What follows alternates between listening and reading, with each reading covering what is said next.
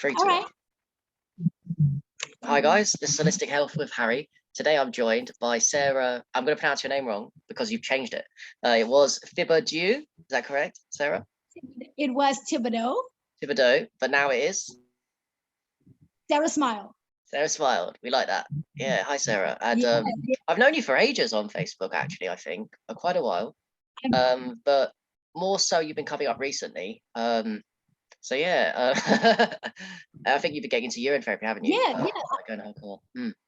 I've been following you for a long time, just kind of following, I guess, in the shadows, just kind of watching. And I was always listening. You were always planting the seeds, but I just wasn't ready yet to jump in. And so, you inspired me a whole lot. And yeah. So now that I'm in, I jumped into the water family, and I've been hanging out a little bit more. Yeah, I can tell you're so excited. It's so exciting, isn't it, when you discover, or whatever discover, although that is exciting, when you're experience something amazingly powerful for yourself for the first time and you're not used to it yet. That vibration shift up is really cool. I love it. It is absolutely, yeah. It's a total change. It's a total change in how I feel, how I think, how I deal with others, how I love myself, how I want to explore life now. Yeah, it's really cool. Yeah, it's amazing. And you even hit me up for books that I've read. But I think let's go back to the beginning, because everyone has a story that's really interesting that often moves them into the I don't know, what would you call it, light workers, whatever you want to label, you want to call yourself, a conscious person that decided to evolve. So everyone has a story, and I've seen some of your story, but only you would be able to know the full depths of your story. So could you give us a brief outline of yeah, did anything go wrong when you was a child? Was it later on you discovered all these things? Was it by accident, on purpose, all that stuff? So it started about 8, where I noticed that life was not as fair as life wasn't as innocent anymore. I realized that it was going to be a lot harder than I had expected it to be at 8. And so a couple of things happened to me, whereas some childhood trauma, and I was a victim of a family member who harmed me, and he had also harmed a couple of other people in the family, in which I had become aware of, a little bit later on. And in trying to speak that truth, I was everything was swept under the rug. I was hushed, and I was told that the reputation was going to be ruined of that person if we spoke about it. And so from that moment on, I realized that I really didn't have very many people I could trust or depend on, because everybody had kind of turned their back on me. And so I went on a spiral from about 8, and I, try everything I was told not to do. I did everything they told me not to do. I went down every place. I went down every road. Basically, it was a rebellion. I just wanted to see if somebody was going to stand up for me and do something to protect me at that point. So the more I was told not to, the more I did it.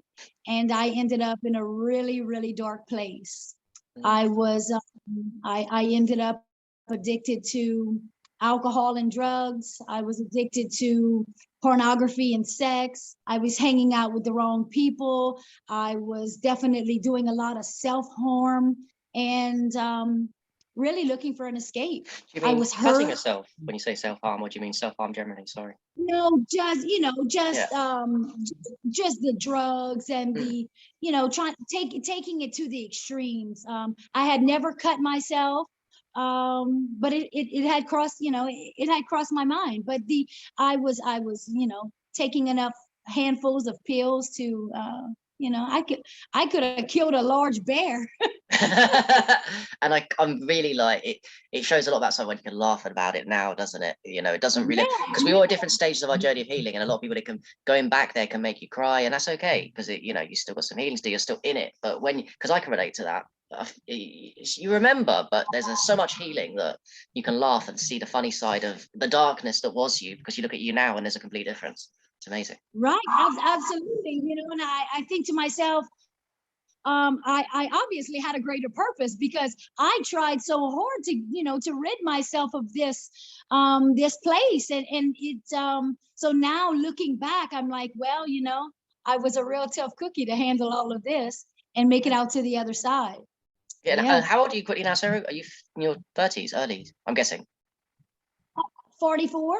Oh, right. I was going to get a slap in the face then, a virtual slap for thinking. I was thinking in my mind, oh, 44. Okay. So, wow, that you look young. I'm sure people, Jesus, I was going to guess 30s. So that's amazing. Jesus. That's a lot of splashing and drinking. That's a lot of the old urine, isn't it? Yeah. So also one of them that I'm curious about myself, selfishly, is the crystal meth that you was addicted to, because I heard recently that it's one of the worst drugs for letting lower vibrational entities in. It's just a disaster for demons and all that stuff. It really harms the nervous system, like you wouldn't believe. You was addicted to crystal meth. I think I remember you saying. Yeah, so it started, my addiction really started off with the pills, and then it trickled on to cocaine for a while, and then eventually, got to the crystal meth.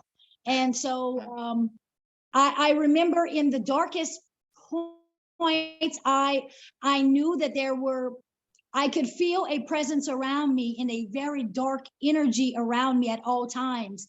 I was accusing people of wiring the house. I thought my phone was tapped. Like a paranoia that's really, that you can't explain. And so the thoughts of just, the negative thoughts that just kind of spook you at all times. And then, of course, that not being able to sleep, being up for days at a time, that doesn't help either. Right. Yeah, exactly. Good Lord. And then those negative thoughts weren't you all along. It's just your frequency was so low through the drugs that other entities were coming in and making themselves, and paranoia leading to people think you're crazy, which alienates you even more as an outcast. Not that you weren't already, because you're already doing things that most normal people don't. So it's just it's an never ending cycle. Yeah, it was it was definitely a rough patch, and I made it out. Yeah, but here's the thing. I'm sure everyone wants to know. Like, so you had a moment, I guess, when you thought enough's enough. My life, I assume, was going. You can't just go on like this. So, did you have like one moment when you thought, right, I'm just going to give this all up? Did you give it all up in one go, or what was the process? How did you start? Was it random, or? So my mother and I, we had always had a toxic relationship from that childhood trauma. And so we had never worked through that. In 2015, my mother passed away, and she was very ill. She struggled with a lot of different sicknesses. She was overweight. And that was 2015, and I was, heavily into drugs. And it was about 7 or 8 months that I had spoken with her, the last time that I had spoken with her, when I found out that she had passed. And, I blew through my inheritance. My mother passed, I blew through my inheritance. And then it came to a point where I had to look in the mirror, and I couldn't blame my mother anymore. And I had been blaming her for so long. I had been blaming her since to do with the person in your house that had done something, that stuff, when he was younger. So your mum was your mum, I don't know if you can say, was she a denial of the truth to you? Like, and this was the problem, a denial of the truth? Things had also happened to her. And I believe, in the family that she grew up in, a very religious family, it was just something that you just didn't talk about. You prayed for the person, you forgave the person, and you moved forward. And that's really what she believed that we needed to do. And, I blamed her for a long time for not standing up for me, but at the same time, nobody stood up for her. And I had to come to that realization that, how was she to know what to do? Nobody had showed her what to do. Nobody had shown her. And so she was also dealing with her own traumas. So, once I looked at myself in the mirror and I gave it, I gave it a good shot. And I said, well, if I'm going to honor her in any way, I'm going to have to do things a lot different. And I realized, shortly after she passed, like I said, it was about 2017. I had, enough was enough. I checked myself into a rehab, and nice. I gave it a go. And I set myself up with, this mindset. I said, if it doesn't work out, if I check myself into this rehab and it doesn't work out, I can always go get high. Hey, I like the honesty there. Yeah. Yeah, I had never really given it a shot. I had gone into rehabs before. I had given it a try before.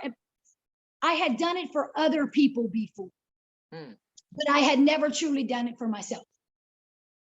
And so I checked myself into rehab and realized really quickly that the rehab wanted to put me on a lot of medication. Yeah. Yeah, so they were going to substitute one drug for another drug that came in a pill bottle, and I couldn't wrap my head around it, because I remembered those same pills that they were offering me, and I used to use those same pills to get high when I couldn't find my fix. Oh wow! So there were pills that like poppers, like uppers and downers and all that stuff. Right, you see, like Adderall, right? Yeah. So Adderall was a great replacement when I didn't have meth. I just had to take 2 or 3, 4 or 5, but it served the same purpose for me. Yeah. And then I couldn't understand why the doctor didn't want to put me back on the same drugs that I was trying to get off of. Yeah, crazy. Yeah. And so then after a while of being sober, I was attending meetings, I was doing all of those type of things, and then I decided I was going to go back to school, and I decided that I wanted to work at a rehab facility, because really the only thing that I had ever done successfully was gotten clean. That was the only thing that I could say that I did and I was good at. So I decided I was going to go back to school to be, to work at a rehab.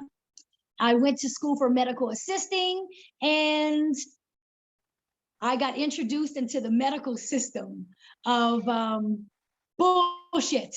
I love that. What answer? I was waiting for that. I was thinking, is she going to say something nice about it? All right, okay. Bullshit. Yes, I realized, I looked in the book, and the first paragraph basically said sunlight, spiritual connection, have a, eat well, drink plenty of water, all these things. And then it went on to say, and if you don't do this, these are all the surgeries and the pills and the sicknesses. And that's when the book began. And I thought to myself, we don't have to go any further. Guys, it says it right here in the book. If we just, and I finished the course because I paid for it, of course. I paid for the course, I got my certification, and I went the opposite way. That's when I went more of the holistic path. I took what I learned from my mom and how sick she was, and all the medications and surgeries she had. And then I put it together with what I learned in school, and I realized that was the same system. So that if I wanted to do anything better for myself and for my family and my children, I had to go the opposite way. And it was, at this point you had kids, haven't you? How many kids? Oh yeah, so my oldest child is 28. Oh wow, okay. Yeah. So when you were kind of abusing drug phases, you were having kids, and I guess in the height and peak of that. Wow, that's interesting. Yeah, there was actually 7 years that I never saw my children at all. Oh wow, yeah.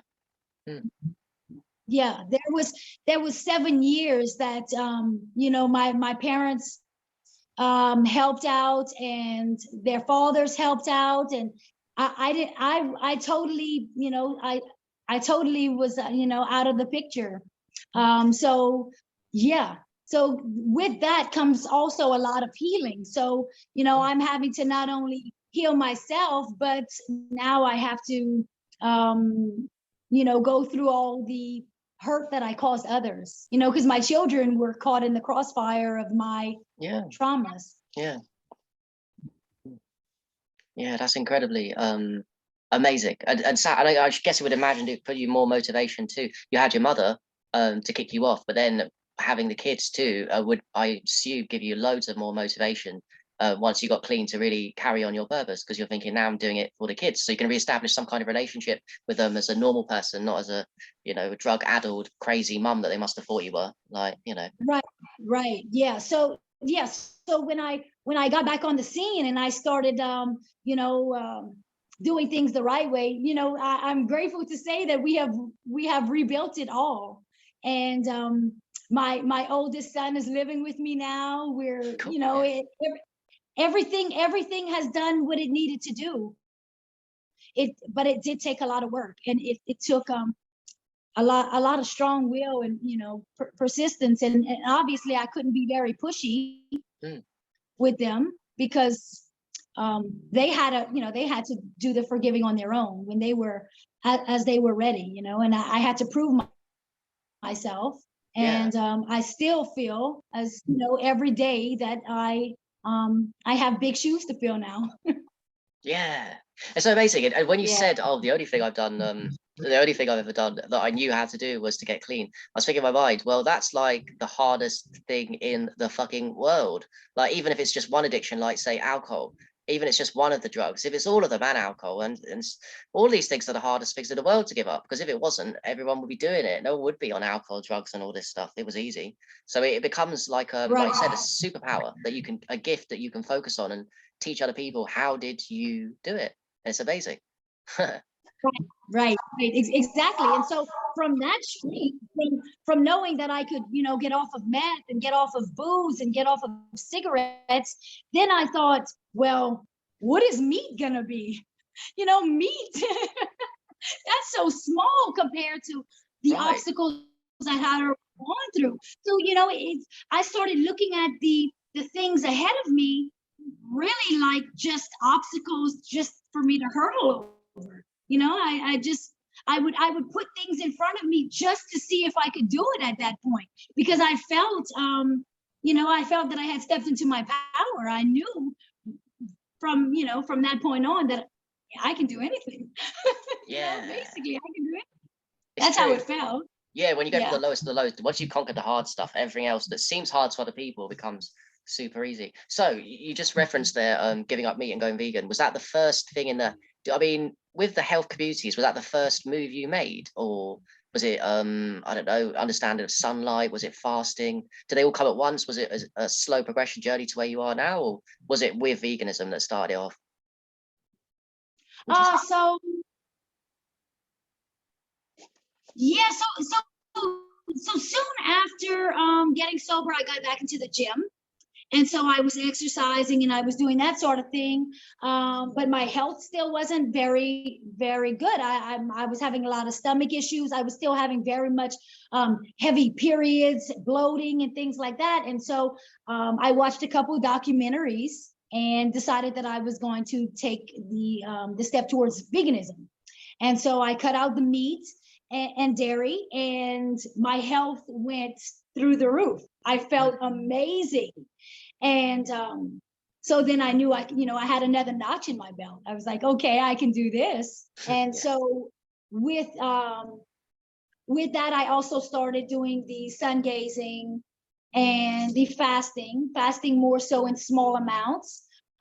Just a couple hours at a time, because really the workout, when I was like really working out, I had been programmed to think that I needed breakfast, most important meal of the day, all this kind of thing. So it took a lot of peeling back the layers to realize that I didn't need all this food. And then, slowly fasting more and more, sun gazing, meditation, and practicing my breath work, things like that. Just I started reading a lot more. I put the TV out of the house, Yeah. And Oh, wow. yeah, Yeah, that's awesome. Yeah, like it's a combination of things when you start this thing. It's not just one thing. That's what I resonate with the people the most. They do a little bit of everything, although we have our yes, favorites for sure. So here's the big question, because we did touch surface at the beginning. You said that you had been planted the seed of urine therapy, which is good because a lot of people just get shut down straight away. And then this was a few years ago, I assume, because I've known you a few years on yeah, Facebook. And yeah. I don't remember you ever being dismissive of it. I do remember in my head the ones that were really against it, and have changed. But it wasn't you because you weren't really against it. And then, yeah, so it must have been the right timing, I guess, to try urine therapy recently.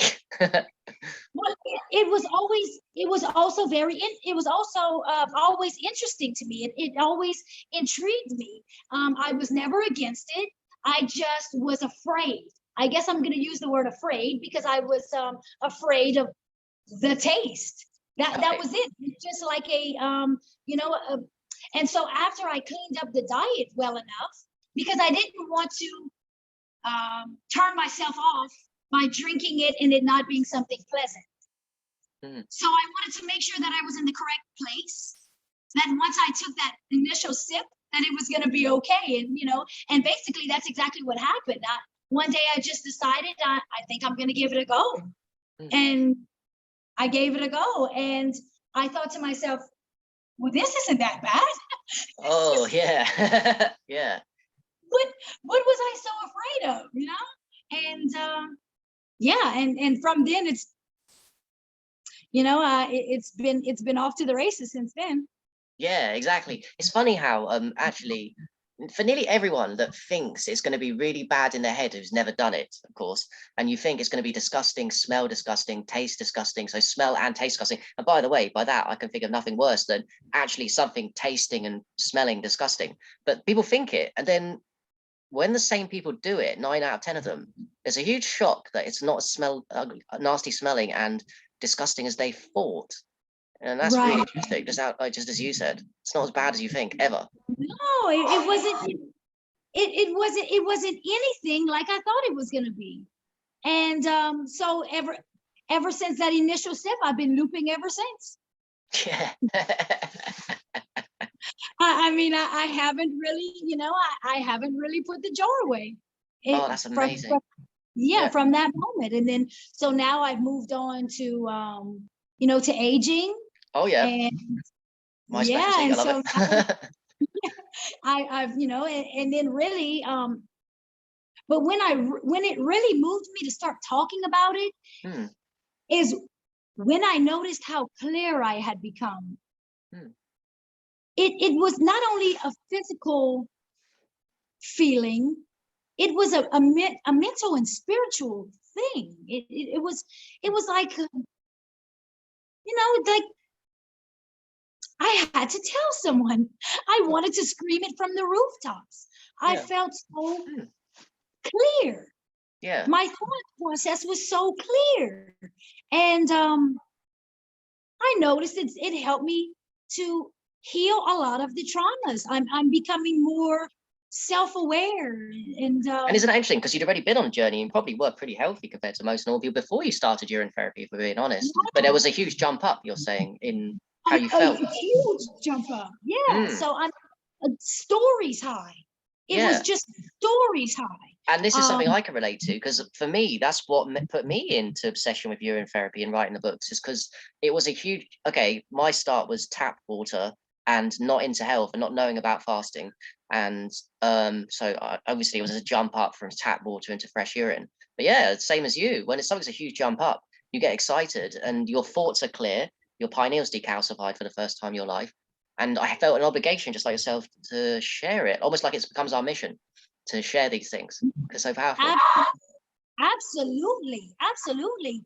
And then as I started noticing the changes in my skin, and I was comparing pictures of, all these, in weeks and months, I was like, I think I'm aging backwards. Something Yeah. something is happening to me. And yeah, I noticed my wrinkles going away, the dark, the dark spots on the face. It was just it was unbelievable. It was Yeah, unbelievable. and it's just fresh, right? Just fresh And on the then, face, because the age really does, but the fresh too sometimes. yeah, so I actually, so the age that I'm using now is close to 3 months. So Wow. I only started, yeah, I've only started aging about 3 months ago. So, and then the looping of the fresh, and then I take the aged, and I use my ears, and I'm snorting in my eyes, and I'm swishing. Whoa, yeah. And soaking my feet and washing my hair. Bro Say just taught us well. Bro Say just taught you well here. Techniques. Yeah, absolutely. Yeah, it's amazing. Oh, one random geek fact that I just felt like sharing with you, which I don't think I've ever talked about you on videos in my lives, is something I've noticed, because I'm such a geek with the power of the aged urine, and we all know it gets more powerful with age, is like okay, for example, you know these jars, or whether you contain it in glass or plastic. So if I was to drink this really old aged and drink a zip and close the lid, well, my saliva is going in there now. So what I've noticed is, this is just geek information, you don't have to be dogmatic, because I'm not, but I've noticed that when I start zipping and putting my saliva contamination with the age, it kind of reduces the color and the potency and the power of it, as opposed to if I was leaving it alone, or as opposed to if I was using this without mixing it with my saliva. So I don't know, maybe having a spray bottle or chugging it without touching my saliva. Does that make any sense, what I'm saying? Oh, gotcha.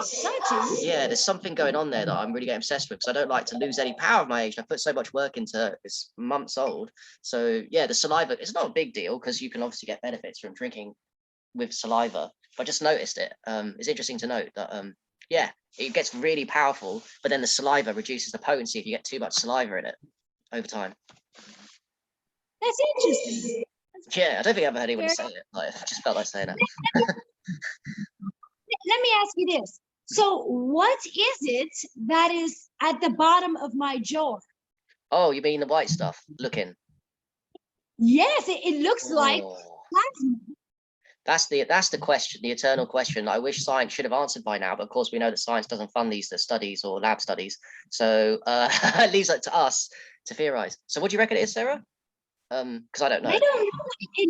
It looks very similar to what plasma looks like in a once they put it in the centrifuge and it's shaken up, the plasma at the top. Plasma, what's plasma? White blood cells in it. What's that one?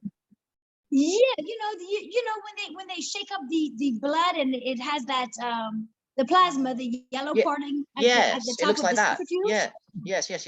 It looks like that at the bottom. And so it had my husband, because I've been trying to get my husband on board. And so finally he started, he hasn't really jumped in, but he's saving some underneath the cabinet for when he's ready. Way. Oh, that's amazing. Yeah. And so he was the one who asked the question. He said, what do you think this? And I said, I'm not sure, but I'm going to have to ask someone who's a little bit more experienced than I. Yeah, but it does look like a... The thing is, a lot of people think it's, I mean, I don't even know if it's good or bad. What I do know is my biases is something good. But okay, let's go with a theory that is something bad. Like, say, the people that are against urine, like Dr. Morse fanatics, that will say that it's lymphatic waste. Okay, so say it actually is lymphatic waste in there. All I know is that when I drink it with the white stuff as well, I feel amazing. So you can't tell me that the white stuff is, even if it's bad, generally, you can't tell me that it's taking away and negating the power of the aged urine. Not in a million years. Even if it is, even if I acknowledge and the truth actually is it's bad. It's like my whole argument for people that say urine therapy is a waste product is one of my main ones, and it's very simple, is yes, there's always going to be 0.001% or 0.01%, which is a very small amount of waste in it. Now, what does that leave? That leaves 99.99% good. So you're basically taking in 99.9% good and 0.001% bad. Now, if that stops you from doing urine therapy because you're focused on the 0.001% bad, what does that say about you and life, your pessimism, and where you're headed? I mean, not to judge somebody, but that's saying a lot. You're focusing on the wrong things. Let's focus on life, which is the magic, the 99.9%. We're not denying the 0.01%, but the 99.1% really is powerful. It overpowers the bad stuff by far. Right. It kind of goes, it kind of gives me the same feeling as if I would have decided not to get sober because of the withdrawal. You know, the withdrawal was only a 2-week or 3-week time frame compared to the 5 years I've been sober. I would have missed out on 5 amazing years because I was too afraid of that 3-week detox, you know? Right. And so it that same mindset. And so that's, you know, that's how I've gone throughout my whole life. I kind of just use that same mindset. And well, if it doesn't work out, I can always go back. And so it's always just kind of worked itself out to me, you know. If I try urine therapy and it doesn't work out, fine, I'll go back to drinking Coca-Cola, whatever. You know? But at this, you know, but you know, it absolutely worked. And there had to be something to it. One of the what I don't remember where I heard it first, but I remember hearing somebody say, why would a waste product and a life seed come out of the same place? Great argument. For guys, it's true. Why does the sperm and the urine come out of the same hole? Bearing in mind, we are created by, I don't know, consciousness, something. Why would a creator or creation create something in the same hole? I don't know. Maybe because they're both, and sperm, as I believe, semen retention. I mean, semen is just amazing. And if you keep that in the body, the longer you keep it in the body, I know from my own experience, I don't care what people say, from my own experience, it just builds up my power and charge. So what you're doing with looping is a very similar effect. It comes out, you recycle, same with sperm. You keep it in, you recycle the nutrients, the loop. You keep the loop in. And so that even is another argument too. So that the sperm and the urine come out the same end, and they both should be looped. One is kept in with through non-ejaculation and sending it around the body. And then the other is excreted out and looped back into the body, you know? Yeah. I'm not sure where I heard it, but that was it. You know, I was sold after that. It just did not to mention, when I looked at all the people who were talking about it, they were all beautiful people. Yeah. Everybody was amazingly glowing, happy, great energy. Yeah. You know, it's like, isn't it mad? Did you have any detox symptoms? And I did actually when I first started. For a few days I had diarrhea. But I knew what was going on. I knew it wasn't a bad thing, but people don't. Did you have any serious detox or? I didn't. No, it was smooth. It was smooth sailing. It just yeah. And if I did have anything, I don't recall. So I'm gonna say no. It must have been so mild that you probably didn't have anything then. That's just interesting. Yeah. Because you'd already done all the work, cleaning yourself, veganism, sun gazing, fasting, probably grounding, all these kind of protocols, but it pushed you to a level whereas me, I wasn't. I came from very new and tap water and heavy metals in my body to what? So of course I had diarrhea, of course I had intestinal madness going on. But yeah, the sad thing is that people will then blame urine therapy and say, well, yeah, here's a very common one I hear, even within our communities. People say, oh, I had spots on my face or I had a face issue, and the aged urine I put on it, the aged, and it made it worse. And yeah, of course it made it worse because you've got an issue going on there, a blockage in your skin, your third kidney. And the aged is attempting to heal it. So it's going to make things worse for a few days. Your face is going to look like shit. And a lot of people can't handle that or don't understand detox. And then they stop and then they'll say on my posts, they'll be like, okay, so urine didn't work for me. It did work. You just didn't realize. Yeah, I had that you know, I've gotten that argument a lot with just eating right, you know, following a healthy diet. People will say, well, I tried the vegan thing, or I tried, you know, eating only plants, and it didn't work out for me, and it made me sick. And I'm thinking, yeah, because you had to get all the nasty stuff out first, of course. It has to, you know, it doesn't go smooth into, you know, a transition. You're going to have to get a little worse before it gets better. But you know, once you get over that initial hump, it's pretty good from there. Yeah, not to transition too much, it's what I also think about. Maybe it's a controversial topic, but the vaccine, I think that because people are so unhealthy, the vaccine isn't causing immediate damage to the body. What it does is the toxins are going in because it's so unhealthy. A healthy person's body, if the toxins like a vaccine go in, would it kick? They'd have an immediate reaction. They'd have some kind of headache the same day or something bad. Now, if they're unhealthy and they're taking a vaccine, what happens is the toxins would automatically go, because the detox system pathways are closed off. They'll hide all the shit in the vaccine, hide in the body, and they'll cause them problems months and years down the line, which is a genius system, because then you can't blame the vaccine, because then it happens years and months after people taking it. So how do you make people make the connection?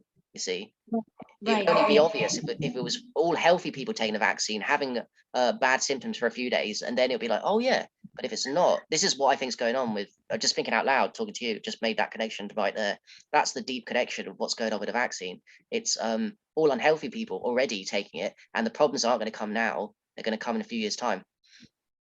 Right, and most of these people are feeling like shit anyway, so they really can't even put their finger on, you know, the feeling of being bad, because a lot of them are already suffering from so many other things that they really can't. You know, it's the same thing. Like if I eat something that's off track, I'm going to immediately feel that I ate it. I'm going to have some type of symptom to it. But and you know, a lot of people that just eat it all the time, they can't pinpoint it. They can't tell the difference, you know? Exactly, and a lot of people eat all the time. Do you want to tell us, because I think you suggested a lot about eating too much food. I think that's a big one for me, like fasting and eating too much food. Where did you learn about fasting? And I also believe that breakfast, we've been sold so many lies, like breakfast is the most important meal of the day. I think a lot of people believe that. One of the big ones for me too, that I don't like, which most people believe, is that snacking, having your blood sugars too low is dangerous. So you've got to snack all the time. It's good to eat a load of food a little bit every day, non-stop for hours on end, from morning to night. So yeah, do you want to talk a little bit about that? Like, what's your experience and knowledge on what's going on with food, this conspiracy? In my experience, I was eating a whole lot of food just to numb some emotions. And so I was eating not only because I was told that I needed to eat, or because I was, you know, the 3 meals a day plus the snacks, and that's how most people do it. And then, yeah, so I started off really just with like intermittent fasting, and I would just, you know, eat later in the day. And then I noticed as soon as I would eat, that I kind of felt not as good as I did right before I had eaten. So I took note of that really early on, and I was like, every time I break the fast, I kind of regret eating. I wish I wouldn't have done it. So, you know, so it progressed to be longer and longer that I was going, simply because I realized that it was all mental. For the most part, it was mental. I was just wanting to eat, or it was some type of, you know, desire just to put something in my mouth. I noticed really early on that I was anxious and I wanted something crunchy. I would be depressed and I wanted something, ice cream and things like that, of that nature. And yeah, I had to really put my emotions in check and realize why it was that I was eating, and what I was eating for, and how it made me feel after I would eat. And that's what helped me to go longer periods of time with the fasting, because I wanted to feel as good as I had, you know, without the eating. Yeah. Yeah, it's funny. Hilton, have you ever read Man's Higher Consciousness, Hilton Hatima? That's a good book. Because I say that because there's so many good things. I need to reread that book. I think we all do. There's so much in it. But one of the things I never forget from that book is when he says something similar to what you said, is you know the power. The only way you're going to know the power of harnessing truly is when you have the experience that you and I have had of, like, you feel better when you're empty for a period, and then you break it and you don't feel as good. And this is like basic, what I call basic self-awareness that a lot of people lack, clearly, because if they did have this body self-awareness, everyone would be fasting, because yeah, you feel better.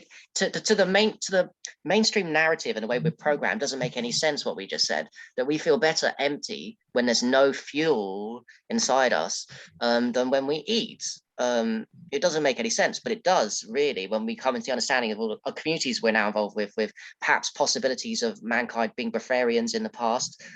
We've fallen down, but we can return there. And energy is not chi is not a fuel, a food-based fuel thing as much as an air or energy fuel, thing. So it does make all sense. Yes, absolutely. Absolutely. That's noticed very early on. I noticed that very early on. Yeah, I feel great in a fasted state. It's just right here. Yeah, it's like you have this addiction. We all, because we still live in the matrix, don't we? There's around us. You go to the shops, there's food, there's all the TV. Sometimes you just want to fit in. Sometimes I'll go to, and I just want to fit in with people, so I'll concede to things that I shouldn't eat. And there's no such thing as like communions of people gathering around, sitting at a table to fast together. How can that be? We'll just sit around a table, have a conversation, and enjoy socializing whilst fasting. That's a new one on me. Do you know what I mean? It's all socializing with eating. So yeah, mad. Yeah. And then being a mother, being a mother of 5, and I'm having to prepare food for everyone else, and it becomes a little tricky because I was catching myself just. I was hearing your dog bark. My dog is barking as well. Yeah, so it becomes a little tricky because I was catching myself just eating for no reason, just because I'm preparing the food, and I would take a taste and not even noticing that I'm doing this without even, intentions. It was just give me 1 second. Yeah, sure. All right. Oh, bless. We're joined today by Sara and Asa. Yes. Oh, Asa is here. Asa, nice. Yeah. Yeah. So so that was really tricky too. And then so I had to slowly I started changing the eating habits of my family as well, putting better food in the house because I wasn't being tempted anymore if it was just apples here, Right. Yeah. It's a lot, so but the family has taken notice to mom's health as well. And over time I've they've changed their eating styles as well. And they notice it too. My youngest is 7, and he knows that whenever he goes to a friend or if he'll go and somewhere else and he's eating something that he's not used of eating, he'll come back and say, so I ate such and such, and this is why my tummy hurts. And so he's made the.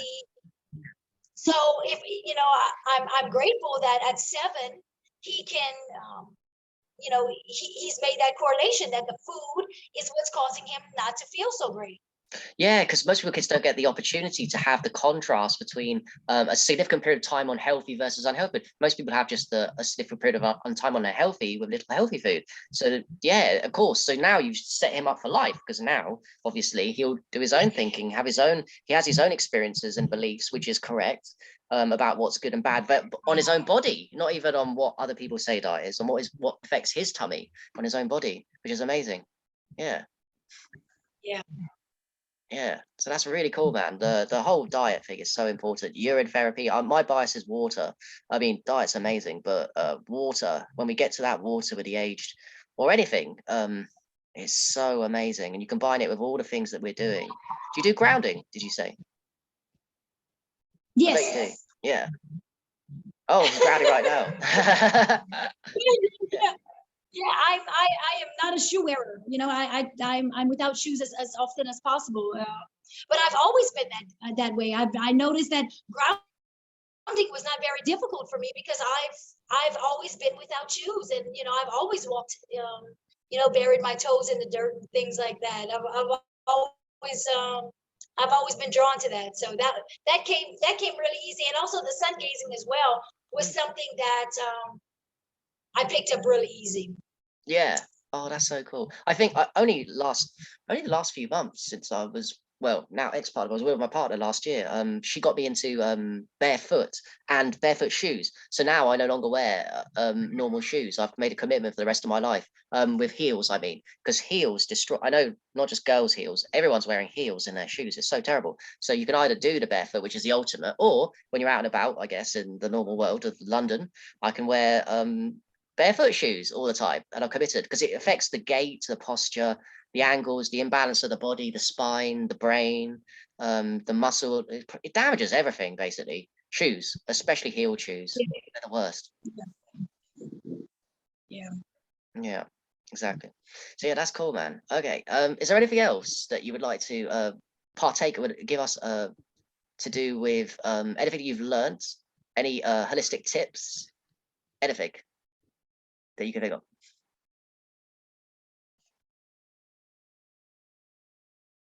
I know there's loads, and I put pressure on you because it's a lifetime's worth there. What I have come, a lot of people will give a lot of different information and work. I can read a whole lot of books, and I can watch a whole lot of videos, but at the end of it all, our intuition, we know exactly what we need, and it's right inside of us once we just tap in. And that's been the greatest revelation for me, is that I have all the answers inside. I really, I can watch Harry's videos, and I can read Harry's books, or I can watch, you know what I'm saying? But at the end of it all, when it resonates, it just resonates, and when you become in tune with your body, you just know what's instinctively right. And that's the beauty of it all, is that peeling back the layers and figuring out just who the hell I am, and what the hell, what feels right for me, and what it becomes right for each individual person, because it's become so confusing. It's like what this person does and what that person does, and at the end of it all, it's really what's best for us and how it works best for us. Yeah, learn from other people, but trust yourself, your experience. Experiment with your body and your mind, because it's yours. No one's living your life. I'm not living yours. You're living your own. You're not living mine. No one's living each other's. Right. Yeah. And we can, it's because the world will get so confusing sometimes if you just, if you're always looking outside of yourself for what the answer truly is. Yeah, I love that. I actually do have one more question, and this is I don't think I've asked you. I know that you're in the works of or prepping. I'm not sure how far along. I believe a book is to be expected from you soon. So here's the question: what kind of book is it? Or an autobiography of your life? Is it on a theme of health? Can you reveal this information for us? So it's really like an autobiography, and it's gonna be just it's really like a little Dear Sara book, and it's gonna be just stories to myself, to my younger self from my older self. Oh, kind of reflection yeah. of what I've been through, and the journey, and where it's taken me. And so it's gonna start off kind of dark, and then it's gonna end up in the light. I love it. I love it. And how far along are you, if you don't mind asking? Are you near? So I'm in the light. Oh, right. Oh, wow, that far light. along. Okay, cool. Yeah. So I actually started this probably about a year ago. Oh. And I had put it down for a couple months, had moved, and so we got situated at our new place. And then I transitioned from working the 9 to 5, and so now I'm home full time. So now I actually have the time to sit down and put my thoughts on paper and do what I need to do to get it finished up. That's amazing, Sara, because you have an amazing story, a warrior story, and you'll always be a warrior, and you would have so much impact. You already do have so much impact, but I see you having so much more. And the book is I mean, everything you do, social media is all amazing what we do, but the books is one of them that really, because the thing is, you never know who buys them, and there's always someone out there that needs to read books from someone that's been through so much, because people reading it would have be able to relate, because they're probably going to go through the same things that you're going through. They need hope that they can get out of it at the time. That's why books are so powerful, about life story books. They're really powerful and important. Yeah. you know, I write a lot, I cry a lot. It's been such a healing. It's been such a healing writing this. And so, you know, it just started off as an idea. And then once I put the pen to the paper and I said, this is, you know, this is really juicy. This is really some good stuff. And, you know, I'm kind of interested to see how it's going to turn out myself, just because now, now because I've healed so much of it, I'm no longer in that book. I'm kind of on the outside of it. And so now I can look from the outside in and see how, you know, how far that little girl really came. Yeah. Oh my God, I can't wait for your book. I'll be the first one to buy it. You have to let me know. And I'm sure the audience here watching it. So that being said, everyone, that was Holistic Health Harry with Sarah. Thank you so much for joining us, Sarah. I really appreciate it. Thank you everyone for watching too. Thank you. Thank you. Oh.